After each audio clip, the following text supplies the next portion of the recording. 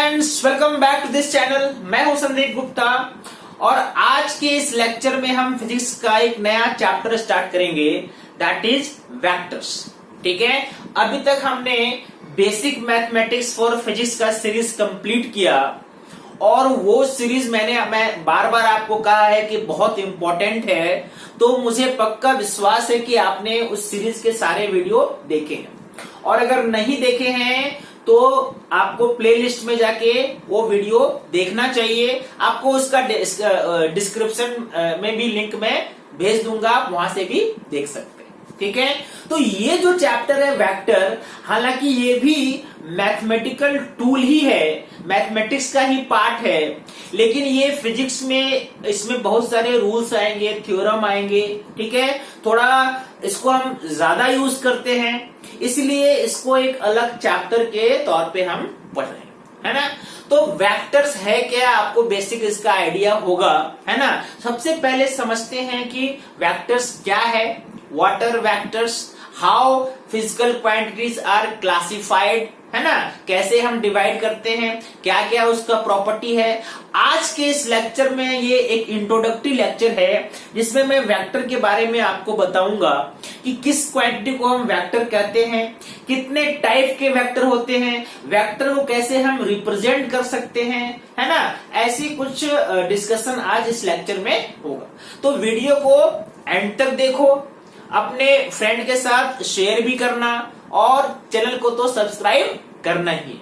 ठीक है, तो सबसे पहले देखो जितने भी फिजिकल क्वांटिटीज हैं, है ना, फिजिकल क्वांटिटी को मेनली हम दो तरह से क्लासिफाई करते हैं, दो पार्ट में डिवाइड करते हैं। ठीक है,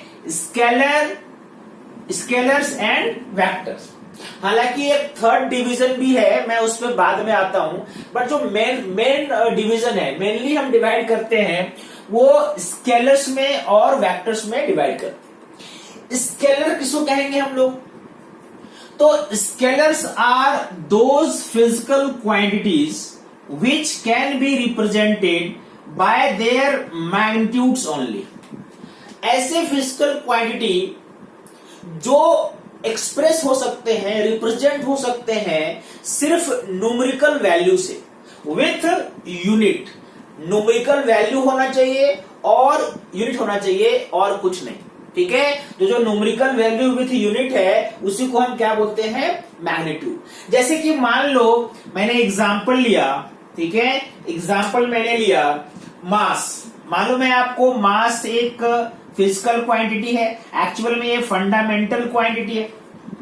तो अगर मास मैंने लिया तो मास को आप कैसे रिप्रेजेंट करते हैं, मान लो आपके पास एक बॉडी है और आपको इसका मास लिखना है, तो इसका मास मान लो कि अगर 5 है तो आप क्या लिखोगे, इसका मास 5 kg।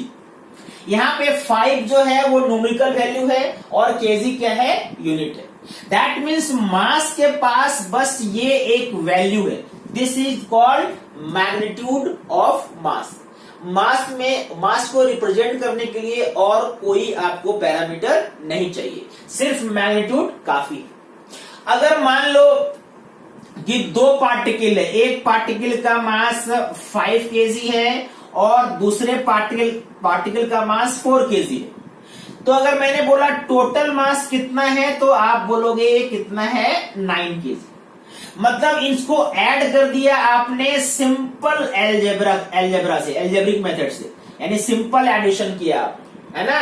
दैट मीन्स आपने इसको सिंपल तरीके से एडिशन किया जो आप अभी तक करते आए। ठीक है, तो ऐसे क्वांटिटीज को हम क्या कहते हैं, स्केलर, जिसको हम अपने हिसाब से, अपने सिंपल तरीके से, एल्जेब्रिक तरीके से ऐड कर सकते हैं और जिसको रिप्रेजेंट करने के लिए सिर्फ क्या चाहिए, मैग्नीट्यूड चाहिए और कुछ नहीं चाहिए। इसमें आपका मास आएगा, इसमें आपका और क्या आएगा, और स्पीड आएगा, डिस्टेंस आएगा, डिस्टेंस कितना ट्रेवल किया। जैसे मान लो कि आप कोल्हापुर से मुंबई जा रहे हो, ठीक है, तो आपने कितना डिस्टेंस ट्रेवल किया, हम बताते हैं कि हमने इतना किलोमीटर डिस्टेंस ट्रेवल किया, वही काफी है डिस्टेंस बताने के लिए कोल्हापुर से मुंबई के बीच में। समझ में आई बात आपको? यानी डिस्टेंस के लिए भी बस क्या चाहिए आपको, उसका मैग्नीट्यूड चाहिए, न्यूमेरिकल वैल्यू विथ यूनिट। और बहुत सारे ऐसे आपको टर्म्स आएंगे, स्पीड है ना, स्पीड कैसा क्वांटिटी है, स्पीड भी स्केलर क्वांटिटी है। तो ऐसे फिजिकल क्वांटिटी जिसमें सिर्फ मैग्नीट्यूड होता है उसको हम क्या कहते हैं, उसको स्केलर कहते हैं। ठीक है, अब बारी आती है second quantity, second type of quantity, that is known as vectors. ठीक है, अब वेक्टर्स के बारे में समझते हैं कि कैसे फिजिकल क्वांटिटी को हम वेक्टर कहेंगे। ओके, अब देखो वेक्टर्स क्या है। वेक्टर्स का मैंने देखो डेफिनेशन लिखा है, vectors are those physical quantities which can be represented by both में क्या क्या, मैग्नीट्यूड एंड डायरेक्शन। ठीक है, वेक्टर ऐसा फिजिकल क्वांटिटी है जिसको रिप्रेजेंट करने के लिए, उसके बारे में कंप्लीट इंफॉर्मेशन देने के लिए आपको दो चीज चाहिए, मैग्नीट्यूड भी चाहिए और डायरेक्शन भी चाहिए। मैग्नीट्यूड मतलब न्यूमेरिकल वैल्यू उसका कितना है विथ यूनिट, और क्या उसका डायरेक्शन है, दोनों बताना पड़ेगा, तभी उस फिजिकल क्वांटिटी का प्रॉपर और कंप्लीट इंफॉर्मेशन मिल पाएगा। ऐसे क्वांटिटी को हम क्या बोलेंगे, वेक्टर। और इसका एक और पार्ट है, ऐसे वेक्टर क्वांटिटीज को आप सिर्फ वेक्टर मेथड से ही ऐड कर सकते हैं, नॉर्मल तरीके से आप ऐड नहीं कर सकते, अलजेब्रिक तरीके से हम ऐड नहीं कर सकते।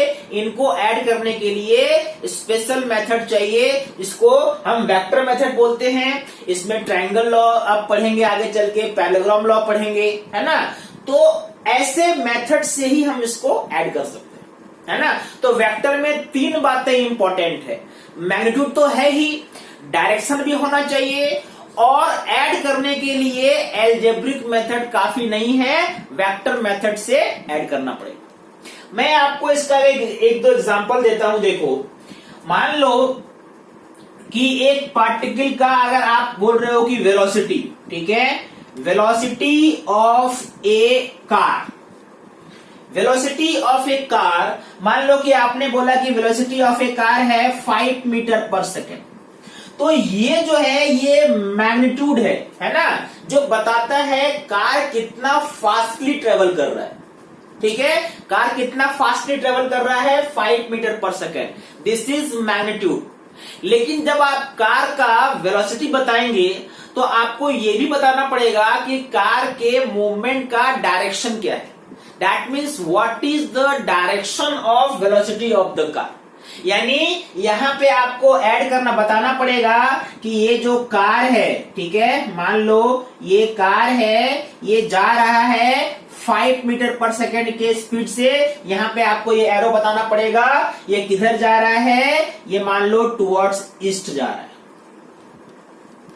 ठीक है, या डायरेक्शन के अलग अलग तरीके आएंगे, एक्सिस के हिसाब से बोल सकते हैं टुवर्ड्स एक्स एक्सिस, या कुछ एंगल बना के भी जा सकता है। डायरेक्शन को बताने के अलग अलग तरीके आपको मैं बताऊंगा आगे, बट बेसिक कॉन्सेप्ट क्या है कि यहाँ पे वेलोसिटी को रिप्रेजेंट करने के लिए आपने मैग्नीट्यूड और डायरेक्शन दोनों का यूज किया, तभी उसका कंप्लीट इंफॉर्मेशन आपको मिला। दैट मीन्स वेलोसिटी कैसा क्वांटिटी हो जाएगा, velocity will be vector quantity. ठीक है, ऐसे बहुत सारे क्वांटिटीज आपको मिलेंगे, बट पहले मैंने वेलोसिटी लिया है तो उस पर एक और चीज देख लो। मान लो कि वेलोसिटी मैग्नीट्यूड भी है और डायरेक्शन भी है। अब जो थर्ड टर्म मैंने लिखा था, can be added by vector methods only, इसको कैसे समझेंगे, अगर इसको भी आप यहां पे समझ सकते हो। मान लो मैंने यहां पे एक एग्जांपल लेता हूं, देखो, है ना। लेट सपोज कि एक ट्यूब है ये, है ना, एक मान लो ये एक ट्यूब है, और इस ट्यूब में एक पार्टिकल है, मान लो, चलो एक आदमी ले लेते हैं, ठीक है। इस ट्यूब में एक आदमी है जो इधर जा रहा है 3 मीटर पर सेकेंड के स्पीड से, ध्यान से समझना, ठीक है। और साथ ही साथ ये जो ट्यूब है, ये ट्यूब जा रहा है ऊपर 4 मीटर पर सेकेंड के स्पीड से। समझ में आई बात आपको? ट्यूब जो है, ट्यूब के अंदर ये आदमी चल रहा है विथ स्पीड 3 मीटर पर सेकेंड, और ये जो ट्यूब है, ये ट्यूब ऊपर जा रहा है विथ स्पीड 4 मीटर पर सेकेंड। तो 1 सेकेंड के बाद ये पर्सन का पोजीशन कहां होगा ये बताओ। ठीक है, आप देखो ध्यान से सुनना, आपको समझ में आ जाएगा।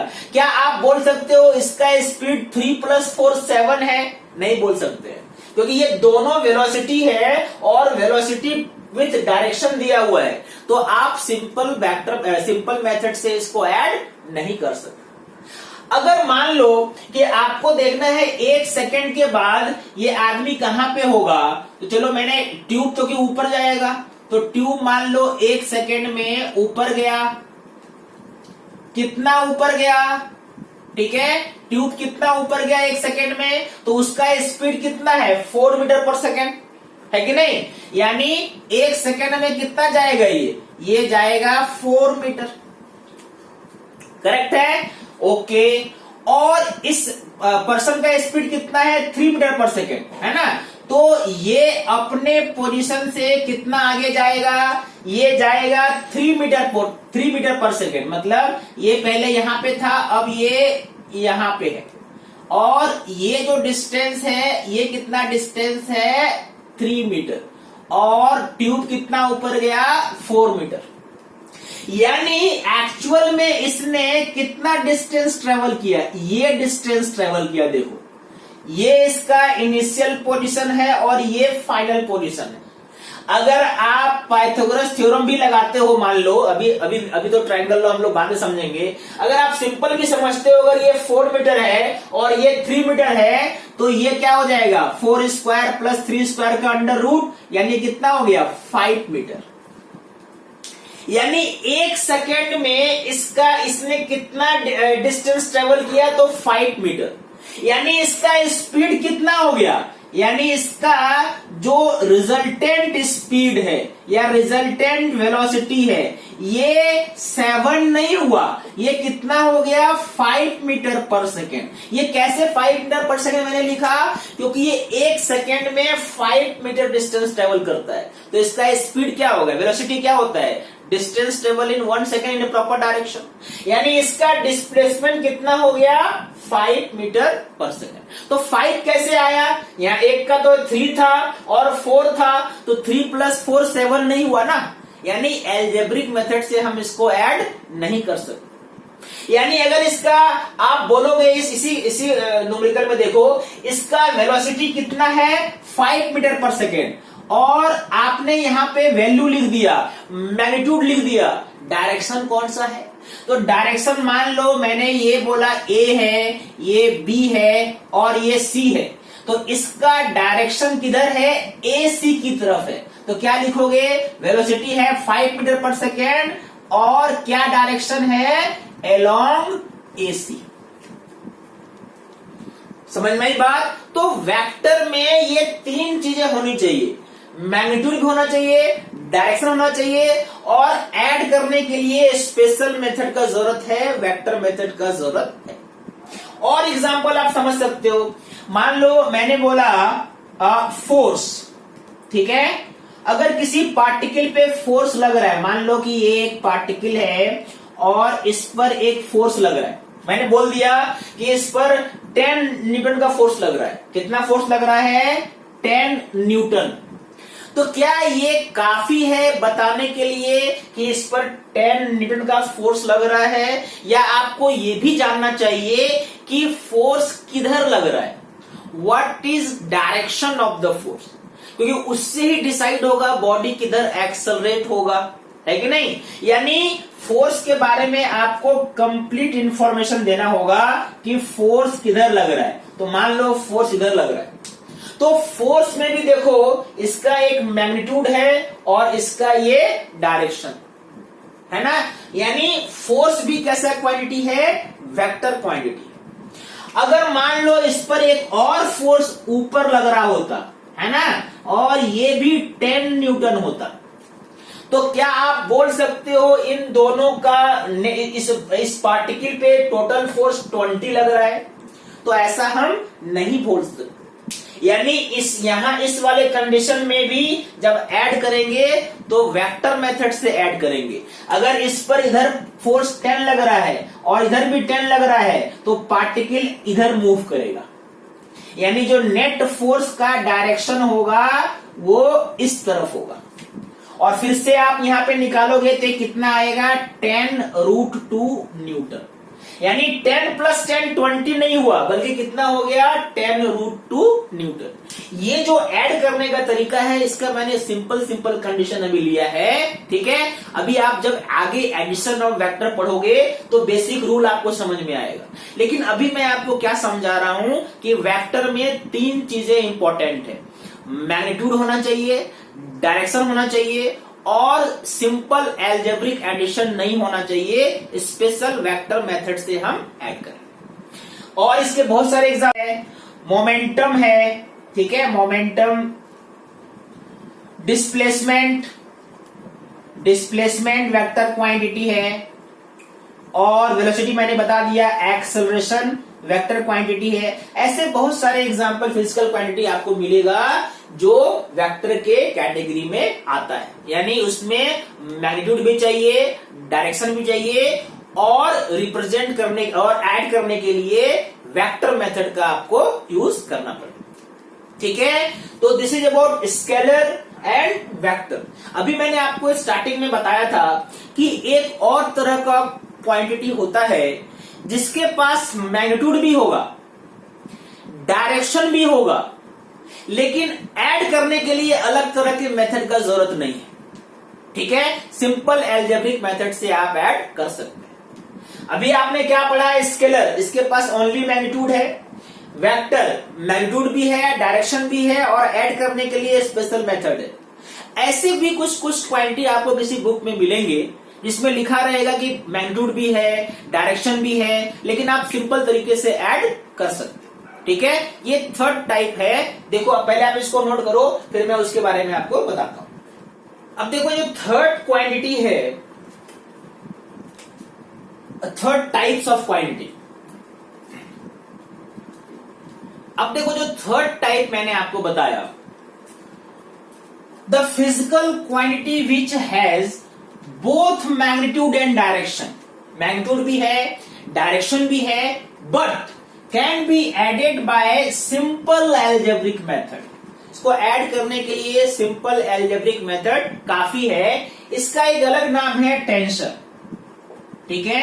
हालांकि बहुत सारे बुक में आपको ये नहीं मिलेगा, लेकिन अगर कहीं मिलता है, ठीक है, तो इसके बारे में भी आपको जानना चाहिए। ऐसे कौन कौन से क्वांटिटी हैं? ऐसे आपको मिलेगा इलेक्ट्रिक करंट। इलेक्ट्रिक करंट के पास देखो डायरेक्शन भी होता है और मैग्नीट्यूड भी होता है। जैसे कि मान लो करंट फ्लो हो रहा है और आपको मालूम है करंट का क्या डायरेक्शन है, करंट कैसे फ्लो करता है ना। लेकिन ऐड करने के लिए आप सिंपल तरीके से ऐड कर सकते हो। जैसे अगर मान लो मैंने बोला कि एक ये वायर है और ये दूसरा वायर है, ठीक है, और यहां से ये जंक्शन है, यहां पे मान लो इसमें अगर मान लेते हैं 2 एम्पियर करंट फ्लो हो रहा है और इसमें 3 एम्पियर करंट फ्लो हो रहा है। देखो एरो साइन है, इसका मतलब डायरेक्शन है इसके पास।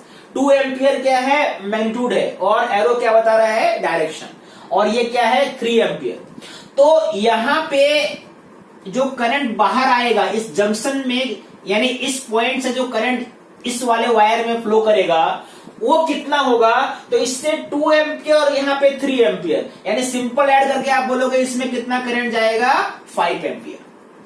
यानी आपने 2 और 3 को सिंपल मेथड से ऐड कर दिया, है ना। यानी इसलिए करंट जब आप निकालोगे टोटल करंट, तो ऐड करने के लिए आपने वेक्टर मेथड का यूज नहीं किया, इसलिए करंट कैसा क्वांटिटी है, टेंसर क्वांटिटी। इसमें और भी आपको मिलेगा टाइम देखो टाइम के पास भी डायरेक्शन होता है, ठीक है। आपको मालूम है क्लॉक आप देखते हो, क्लॉक में जब हम बोलते हैं कि वो सुई घूमती है, ठीक है, तो उसका एक फिक्स डायरेक्शन है, वैसे ही घूमेगा, तो उल्टा नहीं घूमता है। टाइम हमेशा आगे बढ़ता है ना, टाइम पीछे आता है क्या, टाइम का भी एक डायरेक्शन है ना। हालांकि जब आगे थ्योरी पढ़ोगे रिलेटिविटी का, एडवांस फिजिक्स में, तो उसमें अभी भी हमें पता नहीं है टाइम आगे जा रहा है, टाइम पीछे आ रहा है, कि हम टाइम में घूम रहे हैं, ठीक है, वो अभी अलग रहने दो। अभी हमें जो मालूम है हमारे डेली प्रैक्टिकल लाइफ में कि टाइम जो है वो आगे बढ़ता है। तो टाइम आगे बढ़ता है, लेकिन टाइम को ऐड करने के लिए भी आप सिंपल मेथड का यूज करते हो, इसलिए टाइम भी टेंसर क्वांटिटी में आएगा। प्रेशर का भी देखो, आगे आप देखोगे प्रेशर का एक डायरेक्शन होता है ना।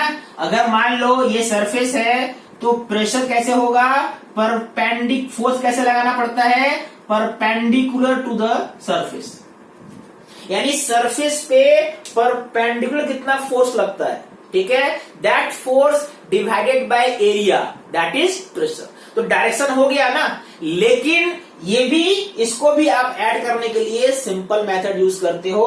तो ऐसे जो क्वांटिटी है, करंट हो गया, टाइम हो गया, प्रेशर हो गया, ये न तो वेक्टर में आते हैं पूरी तरह से, न तो पूरी तरह से स्केलर में आते हैं, ठीक है। इसलिए इसके लिए थर्ड जो हम टाइप यूज करते हैं दैट इज टेंसर। हालांकि अगर आपको ये ऑप्शन में अगर आपसे पूछे प्रेशर कैसा क्वांटिटी है, स्केलर वेक्टर, ये ऑप्शन न दिया हो टेंसर, तो प्रेशर को हम स्केलर ही मानेंगे, क्योंकि वेक्टर के लिए जो 3 क्राइटेरिया है उसको ये फुलफिल नहीं करता है ना। एडिशन वाला जो पॉइंट है उसको ये फुलफिल नहीं करता है, इसलिए अगर ऑप्शन में ये दिया है तो टेंसर क्लिक करोगे, और अगर नहीं दिया है तो ये ऐसे जो क्वांटिटी है वो क्या आएंगे, स्केलर में आएंगे, ठीक है। तो बेसिक स्केलर और वेक्टर और टेंसर के बारे में डेफिनेशन आपको समझ में आया। इस चैप्टर में हमें पढ़ना है अबाउट वेक्टर्स, ठीक है। तो चलो वेक्टर्स के बारे में अब थोड़ा सा इन डेप्थ पढ़ते हैं, ठीक है। अब चलो वेक्टर्स के बारे में समझते हैं, है ना। मान लो कि कोई एक फिजिकल क्वांटिटी है जो वेक्टर है ना। वो फोर्स भी हो सकता है, डिस्प्लेसमेंट हो सकता है, मोमेंटम हो सकता है। मान लो कि अगर मैंने बोला कि ए एक ऐसा क्वांटिटी है जो वेक्टर है, तो इसको रिप्रेजेंट कैसे करेंगे, ए के ऊपर में एक एरो डाल के, ठीक है। ऐसे हम वेक्टर को रिप्रेजेंट करते हैं। कोई जो उसका ए क्या है, उसका सिंबल है, सिर्फ फोर्स का एफ होता है, वेलोसिटी का वी होता है, एक्सेलरेशन का ए होता है, ठीक है। ऐसे उस फिजिकल क्वांटिटी का जो सिंबल है, जो फर्स्ट लेटर है, उसको लिखते हैं और उसके ऊपर हम एक एरो डालते हैं। अब आपको मालूम है कि इसके पास 2 चीजें हैं। कौन कौन सी चीजें हैं, इसके पास मैग्नीट्यूड है और इसके पास डायरेक्शन है। तो मैग्नीट्यूड वाला पार्ट जब हम इसको करेंगे, सिर्फ अगर आपको बताना है कि इस वेक्टर का कितना मैग्नीट्यूड है, तो उसको हम लिखते हैं मॉडुलस ऑफ ए वेक्टर। ये बताता है कि उस वेक्टर का मैग्नीट्यूड कितना है। मतलब सिर्फ अगर आपको उस वेक्टर का मैग्नीट्यूड लिखना है तो कैसे लिखेंगे, a vector, mod of a vector. और अगर डायरेक्शन लिखना है तो डायरेक्शन में ए ऐसे ए कैप लिखते हैं, ए कैप, ठीक है। ये बताता है कि ए का डायरेक्शन क्या है, ए वेक्टर का क्या डायरेक्शन है ना। ये दोनों लिखने के तरीके हैं। इसको अभी हम यूनिट वेक्टर जब पढ़ेंगे तो इसको और अच्छे से समझेंगे। अभी स्टार्टिंग में हम थोड़ा इंट्रोडक्टरी जो कॉन्सेप्ट है वो जानते हैं। यानी ये जो वेक्टर है, ये इसमें ये दोनों होने चाहिए। यानी ए वेक्टर को हम कैसे लिखते हैं, a vector equal to mod भी है और डायरेक्शन भी है, ठीक है। वेक्टर इज ये कंप्लीट रिप्रेजेंटेशन है। A vector equal to mod of a, that means magnitude, and into a cap, a cap means direction of a vector, ठीक है। इसको हम यूनिट वेक्टर आगे चल के बोलेंगे, लेकिन वेक्टर को ऐसे हम सिंबल के हिसाब से ऐसे लिखते हैं। रिप्रेजेंट करने का तरीका क्या है, एक लाइन ड्रॉ करेंगे। अगर मैं आपको बोलूं कि ज्योमेट्रिक रिप्रेजेंटेशन कैसा होगा ए वेक्टर का, ध्यान सुनना, ठीक है। ये मैं क्या पढ़ा रहा हूं आपको कि ज्योमेट्रिक रिप्रेजेंटेशन क्या होगा। तो मान लो कि ए का जो मैग्नीट्यूड है उतना लंबा आपको ये लाइन ड्रॉ करना पड़ेगा, ठीक है। यानी ये जो है इस लाइन का लेंथ कितना होगा, जितना इस वेक्टर का मैग्नीट्यूड है। कभी कभी मैग्नीट्यूड को हम सिंपल ए भी लिख देते हैं बिना एरो का। अगर सिंपल ए लिखा हुआ है, एरो नहीं है, it means it represents the magnitude of the vector, ठीक है। तो इस लाइन का जो लेंथ कितना होना चाहिए, जितना उस वेक्टर का मैग्नीट्यूड है। और ये एरो आप किधर दोगे, ये एरो बताएगा कि क्या डायरेक्शन है, मतलब ए कैप किधर है। ठीक है, तो ये ज्योमेट्रिक रिप्रेजेंटेशन है किसी वेक्टर का। उसका उस रिप्रेजेंटेशन में जो लेंथ हम लेते हैं, लेंथ होता है वेक्टर के मैग्नीट्यूड के इक्वल। और जिधर आपने एरो दिया है, जिधर भी आपने एरो दिया, ये एरो जो आपका वेक्टर का डायरेक्शन है उसी डायरेक्शन में आपको एरो देना है। This arrow will represent the direction of the vector. ठीक है, अब देखो वेक्टर के बारे में और भी कुछ समझो। मान लो मैं आपको बोलता हूं कितने तरह के वेक्टर्स होते हैं, टाइप्स ऑफ वेक्टर्स। ठीक है, ये आपको थोड़ा जानना जरूरी है क्योंकि इसके ऐसे टर्म्स बार बार यूज में आएंगे। जैसे मैंने आपको बोला कि जीरो वेक्टर। ठीक है, व्हाट इज जीरो वेक्टर, आपको ये समझ में आएगा, इसके नेम से ही समझ में आएगा ये जीरो वेक्टर क्या है। तो जीरो वेक्टर बोलने का मतलब है a vector having zero magnitude. ठीक है, a vector having zero magnitude, मतलब मैग्नीट्यूड क्या है, जीरो है। डायरेक्शन तो जीरो होता है, डायरेक्शन का तो कोई वैल्यू होता नहीं, डायरेक्शन तो रहेगा ही, लेकिन मैग्नीट्यूड क्या है, जीरो। जैसे ये जीरो वेक्टर का कॉन्सेप्ट है क्या, आप एक सिंपल एग्जांपल समझो। मान लो कि एक पार्टिकल है जो रेस्ट में है, पार्टिकल है जो रेस्ट में है, और मैंने बोला कि इसका वेलोसिटी वेक्टर कितना है बताओ। तो अगर ये रेस्ट में है तो इसका कुछ वेलोसिटी होगा ही नहीं, यानी वेलोसिटी वेक्टर आप यहां पे क्या लिखोगे, ये क्या है, जीरो। ठीक है, डायरेक्शन कुछ भी हो सकता है ना, लेकिन इसका मैग्नीट्यूड कितना है, इस वेलोसिटी वेक्टर का मैग्नीट्यूड क्या है, जीरो। और एग्जांपल देखो, मान लो मैंने बोला कि एक कार है जो कांस्टेंट स्पीड से चल रहा है, कांस्टेंट वेलोसिटी से चल रहा है, कांस्टेंट वेलोसिटी से चल रहा है, स्पीड नहीं वेलोसिटी, कांस्टेंट वेलोसिटी से चल रहा है। तो इसका एक्सेलरेशन वेक्टर कितना होगा, तो इसका जो एक्सेलरेशन वेक्टर होगा ये भी क्या होगा, जीरो वेक्टर का एक एग्जांपल होगा। क्यों, क्योंकि मैग्नीट्यूड ऑफ एक्सेलरेशन क्या है, जीरो।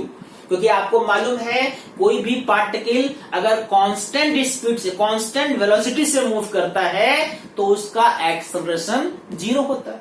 क्योंकि एक्सेलरेशन है क्या, rate of change in velocity. अगर वेलोसिटी चेंज ही नहीं हो रहा है तो एक्सेलरेशन क्या हो जाएगा, जीरो। तो ये जो एग्जांपल है, these are the examples of zero vector, ये भी बहुत इंपॉर्टेंट है जानना।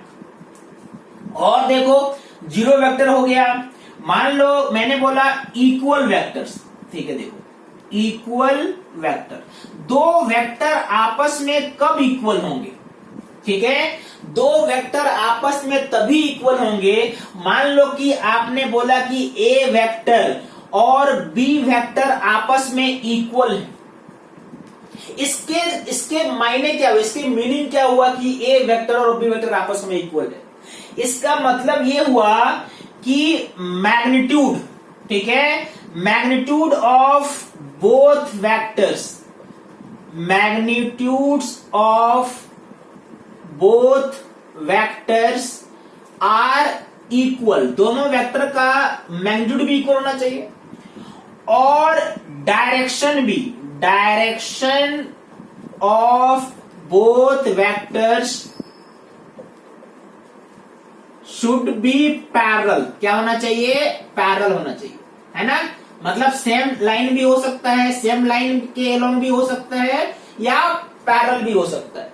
जैसे कि मान लो कि मैंने ये बनाया ए वेक्टर इतना बड़ा और इधर ही इतना ही बड़ा बना दिया बी वेक्टर, तो ये दोनों आपस में क्या हो गए, इक्वल वेक्टर हो गए।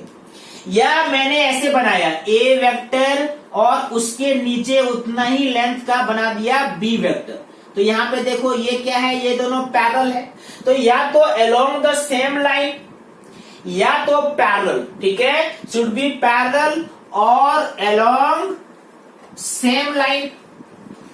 कहने का मतलब इन दोनों ही कंडीशन में हम क्या बोलेंगे कि ये जो एग्जाम्पल है ए और B both are parallel vectors.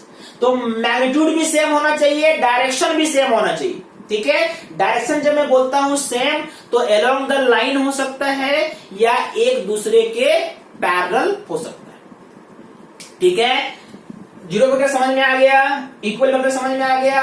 अब आते हैं नेगेटिव वेक्टर में, इसको पहले नोट कर लो आप। चलो अब समझते हैं नेगेटिव वेक्टर, इसका भी बहुत यूज होगा। ठीक है, नेगेटिव वेक्टर का कॉन्सेप्ट आपको जानना बहुत जरूरी है। तो जब हम बोलते हैं नेगेटिव वेक्टर तो इसका मतलब क्या हुआ, नेगेटिव वेक्टर किसी गिवन वेक्टर का नेगेटिव वेक्टर होता है ना। मतलब जब आप बोलते हो नेगेटिव वेक्टर तो इसका मतलब हुआ negative vector of A given vector, of A given vector is a vector of same magnitude. Same magnitude मतलब जो गिवन वेक्टर का मैग्नीट्यूड है उतना ही इसका भी क्या होना चाहिए, magnitude, but direction opposite to given vector, direction opposite to given vectors. यानी जो वेक्टर दिया हुआ है आपको उसी के मैग्नीट्यूड का दूसरा वेक्टर लेना है, लेकिन डायरेक्शन पहले वाले के ठीक अपोजिट होना चाहिए। जैसे मान लो कि मैंने एक वेक्टर ऐसा बनाया और मैंने बोला कि ये ए वेक्टर है, तो ए वेक्टर का नेगेटिव वेक्टर कौन सा होगा, आप इसी के अपोजिट इतना ही लेंथ का एक वेक्टर इधर ड्रॉ कर दो, तो ये क्या होगा, इसको लिखेंगे माइनस ए वेक्टर। मतलब ये ए वेक्टर का क्या है, नेगेटिव वेक्टर है। ठीक है, समझ में आया। जो भी डायरेक्शन आपको दिया है, मान लो कि एक डायरेक्शन ये ऐसा होता और ये है बी वेक्टर, तो इसका नेगेटिव वेक्टर क्या करेंगे, ठीक इसके नीचे ड्रॉ करेंगे ऐसा, यानी ये हो जाएगा माइनस बी वेक्टर। ठीक है, तो this is the concept of negative vector. और उसके बाद और भी कुछ कुछ आपको जानना चाहिए। मान लो आपको मैंने बोला कोलिनियर वेक्टर, ठीक है, तो कोलिनियर वेक्टर मतलब जो एक ही लाइन के अलोंग रिप्रेजेंट हो सकते हैं। ठीक है, ऐसे वेक्टर्स जो एक ही लाइन के अलोंग आप रिप्रेजेंट कर सकते हो। जैसे कि मान लो मैंने बोला कि ये ए वेक्टर है और इसी लाइन के अलोंग बी वेक्टर है। ठीक है, ये होगा कोलिनियर। या मैंने बोला कि ये ए वेक्टर है और इसके नीचे ये बी वेक्टर है, ये इक्वल नहीं है, लेकिन चूंकि एक ही लाइन के अलोंग रिप्रेजेंट कर सकते हैं। अगर मान लो इस डायरेक्शन को आपने लिया है पॉजिटिव एक्स एक्सिस, तो इसका भी डायरेक्शन वही है, इसका भी डायरेक्शन वही है, तो ये कैसा हो गया, कोलिनियर। और या तो डायरेक्शन अपोजिट भी हो, मान लो ये ए वेक्टर है और ये बी वेक्टर है, ठीक है, और ये सी वेक्टर है। यहां पे देखो इन दोनों का डायरेक्शन अपोजिट है, ए और सी का सेम है, तो यहां पे इन तीनों को भी आप सेम लाइन के अलोंग कर सकते हो रिप्रेजेंट, है ना। ये एक लाइन है एक्स एक्सिस, इसके अलोंग ए का भी रिप्रेजेंटेशन है, बी का भी है और सी का भी है, तो इन तीनों को हम क्या बोलेंगे, कोलिनियर वेक्टर्स। ठीक है, बस बेसिक बातें जो टाइप है वो आप जान लो, आपको मालूम होना चाहिए। कल को हमें प्रूफ करना होगा कि प्रूफ करो ये 3 वेक्टर्स आर कोलिनियर, तो वहां पे कोलिनियर वेक्टर कहते किसको हैं, ये आपको पहले से मालूम होना चाहिए, है कि नहीं। और भी आप देख लो, होता है को इनिशियल वेक्टर या कंकरेंट वेक्टर। को इनिशियल वेक्टर क्या होता है, ऐसे दो वेक्टर्स जो एक ही पॉइंट से स्टार्ट होते हैं, है ना, जिनका इनिशियल पॉइंट सेम है। मान लो ये दो वेक्टर मैंने ऐसे ड्रॉ किया, ये ए वेक्टर और ये बी वेक्टर, दोनों पॉइंट ओ से ही स्टार्ट होते हैं, दोनों का जो इनिशियल पॉइंट है। ठीक है, एक वेक्टर में ये जो एरो होता है इसको हेड बोलते हैं और ये क्या है, टेल है, तो दोनों का टेल जो है वो कॉमन है, तो ऐसे वेक्टर को हम क्या बोलेंगे, को इनिशियल वेक्टर। आपको इसके बाद जानना चाहिए को प्लेनर वेक्टर, है ना, ये भी प्रूफ करने आएगा कि प्रूफ करो ये सारे वेक्टर्स क्या हैं, को प्लेनर वेक्टर है। तो प्लेन आपको मालूम है, प्लेन का मतलब क्या होता है, 2 डायमेंशनल स्पेस।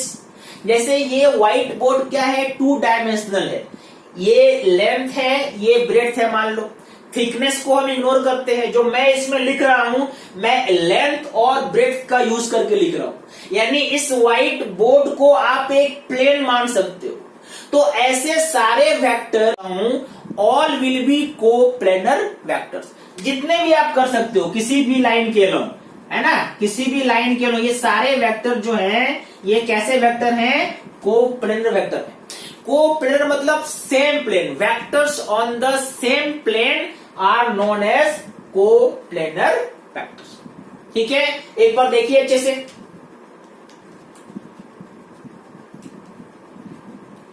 ठीक है, तो आज हमने इस लेक्चर में वेक्टर्स का कॉन्सेप्ट समझा, है ना। ये इंट्रोडक्टरी लेक्चर था जिसमें मैंने आपको वेक्टर के बारे में बताया, उसके प्रॉपर्टीज बताए, डेफिनेशन समझाया, टाइप्स ऑफ वेक्टर्स का भी एक आपको हिंट दिया कि कैसे टाइप्स ऑफ वेक्टर्स, कितने टाइप्स के वेक्टर्स होते हैं। ठीक है, नेक्स्ट लेक्चर जो होगा उसमें मैं आपको वेक्टर को कैसे ऐड करते हैं, है ना, एडिशन ऑफ वेक्टर, उस पे हम लोग डिस्कशन करें। ठीक है, okay, thank you for watching this video.